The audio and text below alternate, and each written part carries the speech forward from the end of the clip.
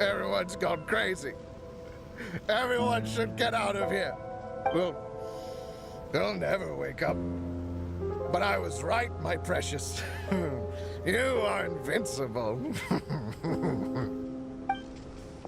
Precious? What's his precious? A miracle machine. Definitely not impossible. I think he's referring to that machine. What a drunkard. Oh, goodness. The smell of alcohol. Mein Fräulein, please allow me to fan the fumes away with my wings. Oh, excellent. Please, fan them away from me, too. Certainly. I've checked the surroundings, but there's no one else here. Isn't that strange? The Fatui is a big organization, but he's the only one left at this camp. What's more, we didn't even see him the last time we were here. Even the larger gentleman from the first time is missing. I think they must be hiding somewhere. As for why they may be hiding, I'm afraid we'll have to ask him. But he's as drunk as tone-deaf Bard! Should we wait for him to sober up? Cleanse him with the holy spring of punishment. Mein Fräulein means to splash him with water. Ooh, sounds like a good idea! Let's try.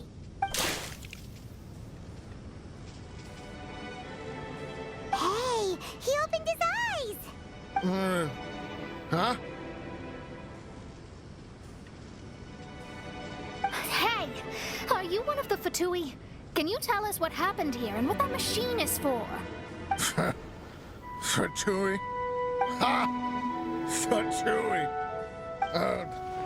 Those blockheads from the administration will regret it now. That's what you get for rejecting my research, forcing me to conduct my research on this deserted island. My precious. Why is he crying? Looks like he has a lot of pent-up emotions. You mocked me and my precious invention. You don't know anything about the future. Only my invention can help us conquer the world. Idiots. Such idiots. Ow! Don't hit me. I won't blow up the lab again. I'm sorry. I didn't mean to. This man's gone insane. There's no way we can communicate with him. He wasn't like this when we first met him.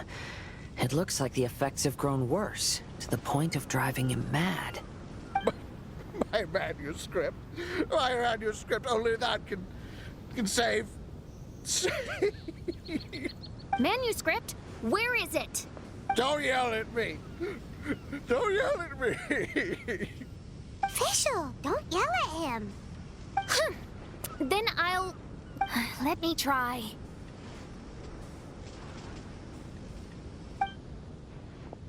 Kind sir, look at me. Now, tell me, where did you hide your manuscript? No, don't force me to write a report. Go away. He's completely lost in his own imagination. Allow me. Please excuse me.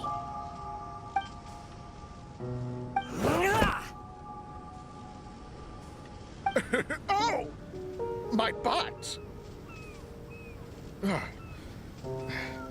My brain is finally starting to work again. It's not a mushy mess anymore. Can you tell me where you put the manuscript? The manuscript is in the crack over there. Finally! Otherwise, I was gonna have to blast some of my loudest rock and roll in his ears. Kazuha hesitated for a long time before making a move. He's so nice. Everyone, let's search the stone cracks nearby for the manuscript.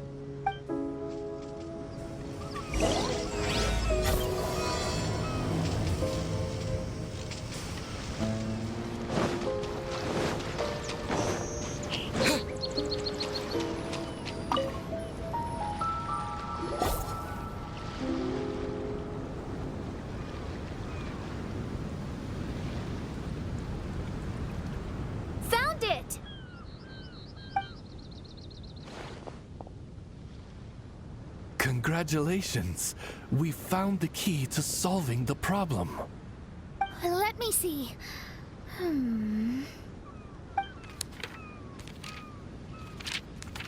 Just as I thought. This machinery, named cognitive mimicry, is capable of altering the state of people's brains. It was invented by the researcher we met earlier. His name is Persakov.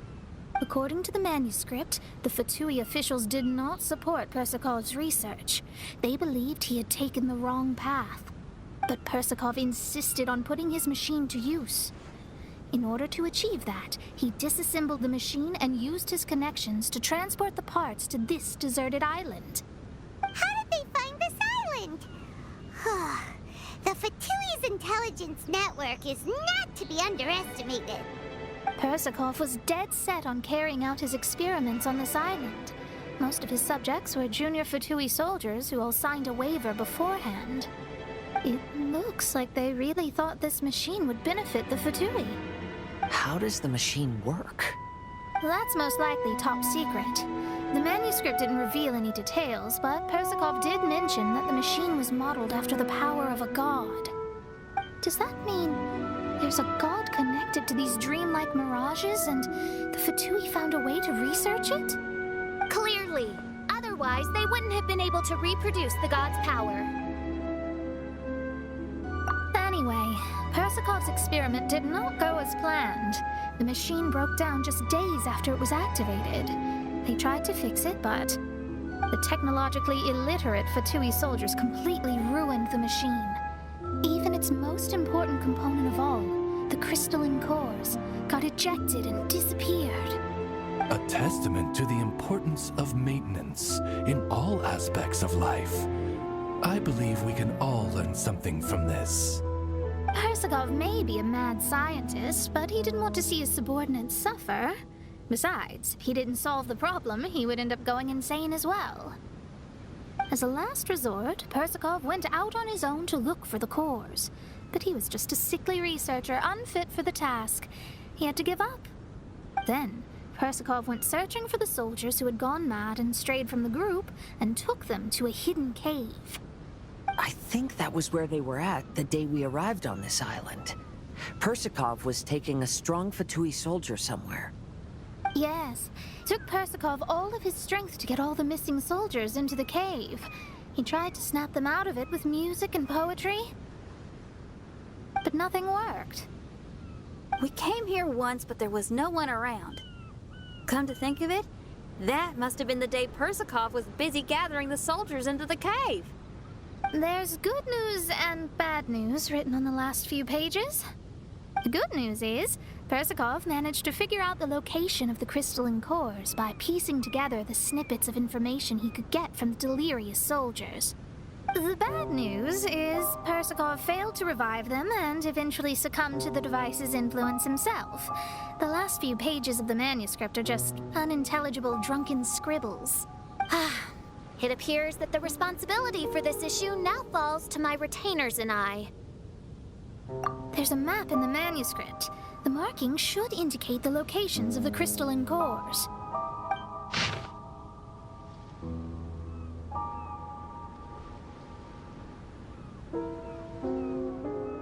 We've got no choice but to find the crystalline cores now!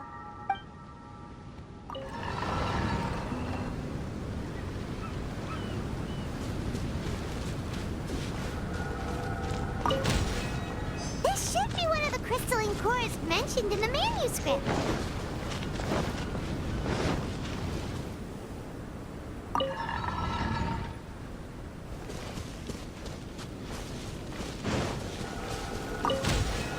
Oh, and here's the second one.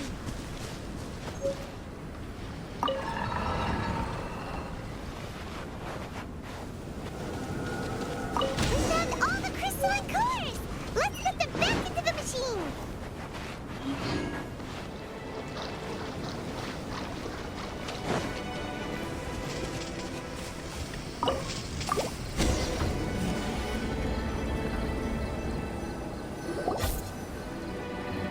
We've inserted all of the crystalline cores, Mona. Is that all we needed to do? I think so. That's what the manuscript says, anyway. Let's give it some time. Hopefully it'll return to normal.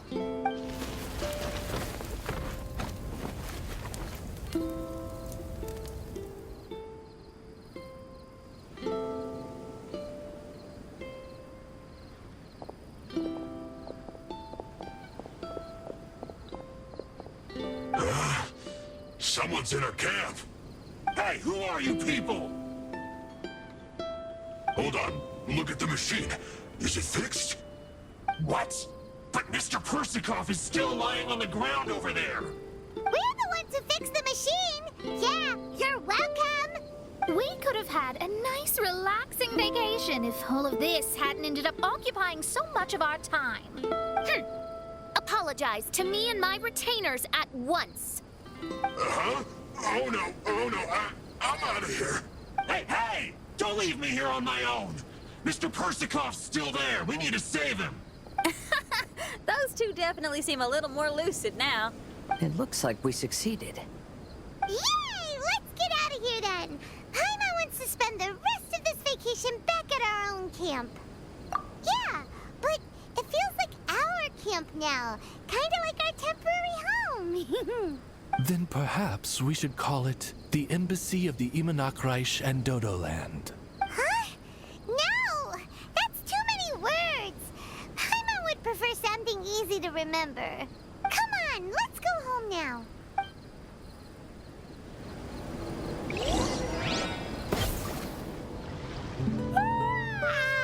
Whew. After coming home to a nice big meal, then having a long lie down, Paimon's finally starting to feel relaxed. Is the hospitality of the Imanakreich to thy liking? Paimon's loving it. Wonderful. Main Fräulein invited you all here not only to witness the arrival of our Holy Land, but most importantly, she wished that you could all relax and enjoy the summer. Great. Well, I've come to the right place. I love it here. May this place become an eternal paradise. Main Fräulein says she hopes to go on more adventures with you here in the future. Of course.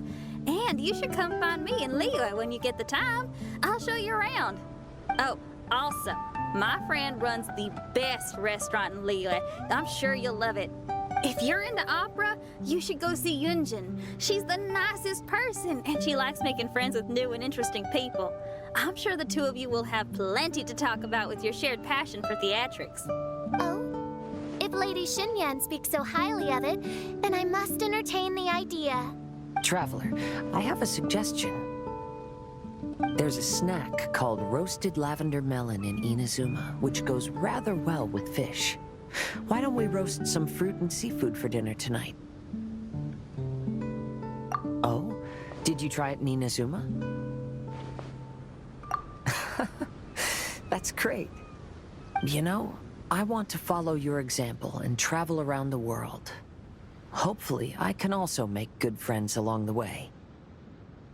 That means a lot coming from you. Ah, you're all here.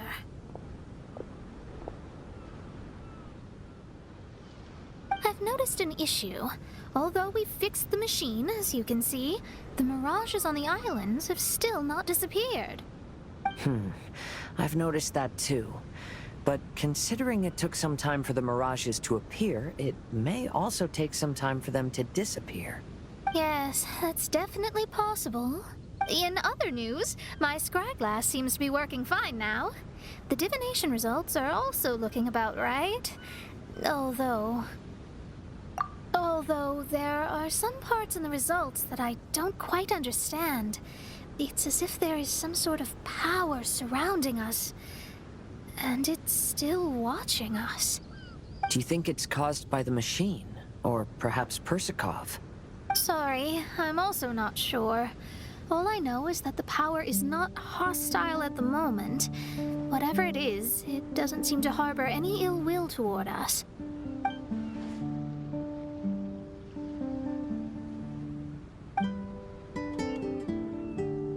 Well, although there's nothing left left to disturb us and we can finally kick back and enjoy our vacation, we still ought to be cautious while we're on these islands. I will keep seeing what the stars say every day. I promised Fischl that I'd be her guard. I can help. Good. I'll be counting on you. Goodness knows why those girls are so carefree about everything. I suppose it falls to me to be extra vigilant. Oh, coming.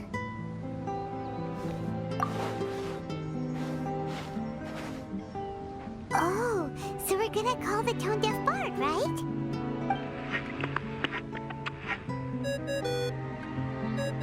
Well, hello there, strangers. You finally called.